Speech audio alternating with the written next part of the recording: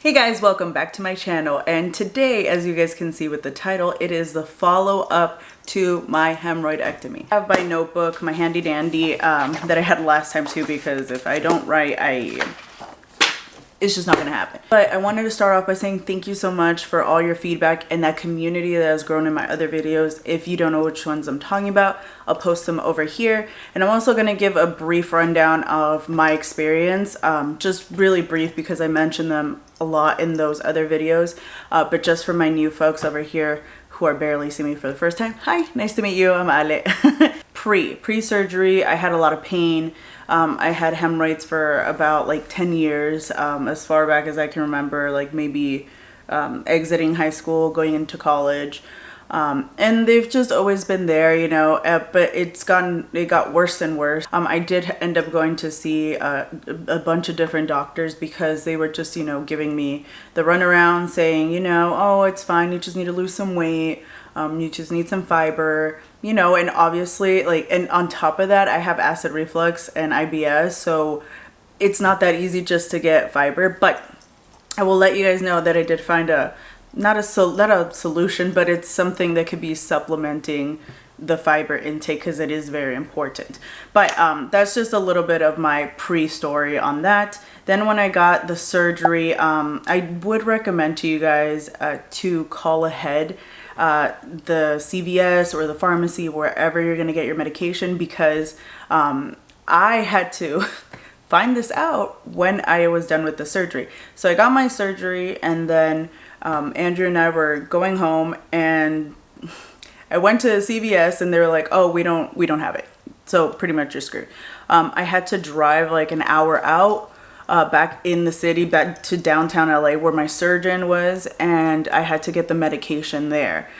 So I would say, just starting off with that tip, to please call your local CVS, your pharmacy, what have you. Make sure maybe the day before, and say, or honestly, like maybe a few days before, but just call and be like, hey, is there any way I can get my medication? Or call your surgeon directly and just say, hey guys, like, am I gonna have any issues with the medication? And obviously this varies from state to state. So after that, I was able to get the medication finally. We went back home, and then I just rested. So recovery began right after that. It was very hard. I had my bowel movement, I think like 3 or 4 days post-op, and it was awful. Okay, it was for me, and again, this is just my particular my experience, because some folks didn't have any issues, and I'm like, you guys are lucky, because it was not fun for me. Hemorrhoids can come back if you don't take care of yourself, you don't drink a lot of water, eat a lot of fiber, or consume fiber in different ways, which I will show you. And you just got to keep active. Those will help, you know. Obviously we never know if they'll come back. They'll just be hereditary, like for me. So post-surgery was a pain in the butt, no pun intended. It was awful. The medication, as I've said before in my other videos, like, it's a double-edged sword because it constipates you, but it also relieves the pain. So it's like a necessary evil. Some folks didn't really need it. They needed like the Vicodin for like 2 days, and then they were on the ibuprofen. It took me a lot longer. It hurt so much. Like, even to go to the restroom, my first bowel movement, I was, because my surgeon actually said to eat a lot of fiber, eat a lot of, like, you know, things that like just so your stomach has something to process, right? No, I was terrified. I literally asked my mom, I'm like, can you make me, like, you know, chicken soup, like just simple. I was on soup for like 4 days, and I think the third or the fourth day, that's when I had my bowel movement, and it hurt so bad. My bowel movements were continuously hurting for like, I don't know, maybe like about a month after or 2. It would literally hurt. And here's where in my particular case, this is the pickle. So what I had is a micro tear. So where they cut out the hemorrhoid, one of the internal ones, next to it is a little vein. So it's literally a little vein next to the incision point. And that's why I had to continue to see my doctor. I went on my 4th month and on my 6th month. On the 4th month, I got a new medication. I have the cut. They took out the hemorrhoid there. it healed and it's healing. But every time I would go to the bathroom, and if the bowel movement was too hardcore and too hard, it would tear it again.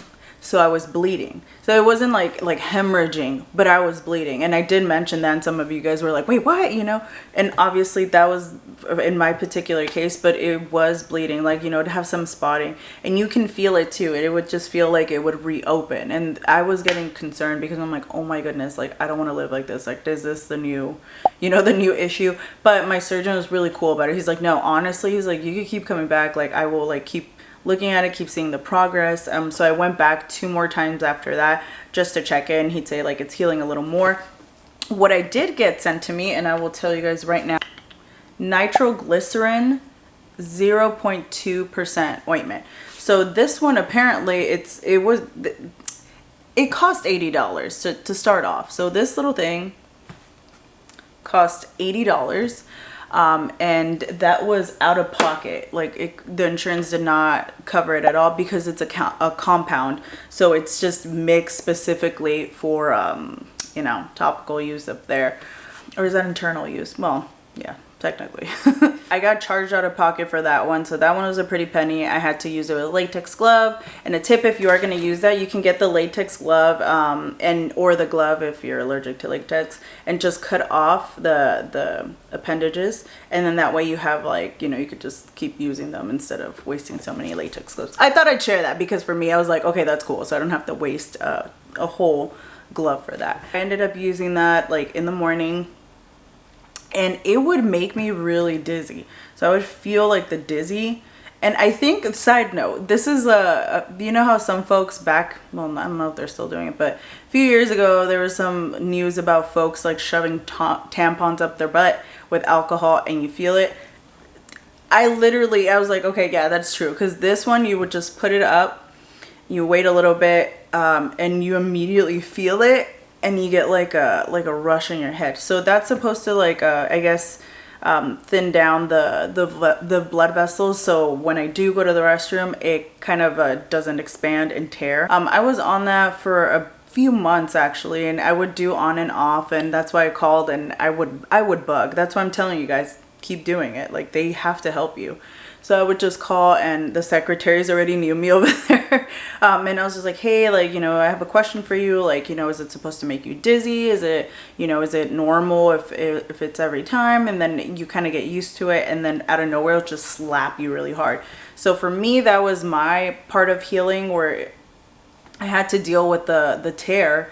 And it hasn't happened recently, but if I do eat stuff that's really heavy, like a lot of meat, ironically enough, you see a little bit of spotting. It's not pure red like how it was before, where I'd see it and I'm like, oh man, it's like definitely spotting. It'd be more like pink, like light. So it's like kind of like tearing, the micro tear that's healing, you know. Thankfully it was healing, and I didn't really freak out too much about that. But that was an issue for me for some time. Honestly, it didn't stop until maybe like 2 or 3 months ago. So for me, it had been there. So, and you know, when I left, my surgeon's office, the last time that we did a checkup, like a follow-up, he checked it and he's like, yeah, he's like, it's healing. So, you know, you're doing well. You can use that, or you can use the Recticare. And he just gave me like this whole bin of Recticare. So it just has it like this. Let me show you guys. And it just has the little packets here. And he was able to just give it to me because I was like, hey, like, you know, I actually prefer the Recticare because it kind of numbs the area versus the other one where it just make me have like an instant migraine. It was ridiculous. You know, it sounds like I'm bluffing, but no, it was literally like, you know, do the thing, out of the shower, boom, you feel it. And sometimes it would linger throughout the day, so it would kind of put a damper on your day. So that was as hardcore as the situation got for me. Some things that have worked for me that I will say, and this is a godsend, I tell you, because I was going nuts because, you know, with my IBS, I have IBS and acid reflux, so it was getting really hard for me to find things I could eat, and it wouldn't affect my stomach. I'm still figuring out what I can eat and it won't affect my stomach. This is Smarty Pants. I'll show you guys. So they're literally just fiber gummies, like adult fiber. And I'll show you. Anyway, I'll link it down below for you guys, but this has been amazing. So it says it's a multivitamin, and it has omega-3s. It has fiber for digestion, B12 for energy, BE for antioxidants, and D3 for bones. This stuff, I truly,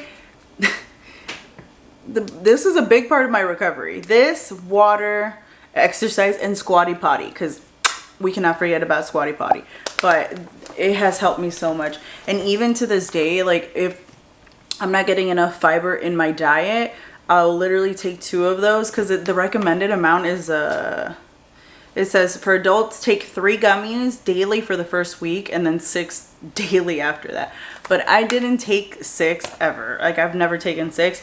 I think the most I've had is 3. And that's really if I'm constipated or I'm just not feeling good. Like my stomach isn't regular, or my bowel movement isn't regular, I'll take that. And then sure enough, it'll help me with digestion. So if you're having that issue, I would say give it a try, especially if you also have like either like allergies or some health issues in the gut, or you're working through that as well like I am.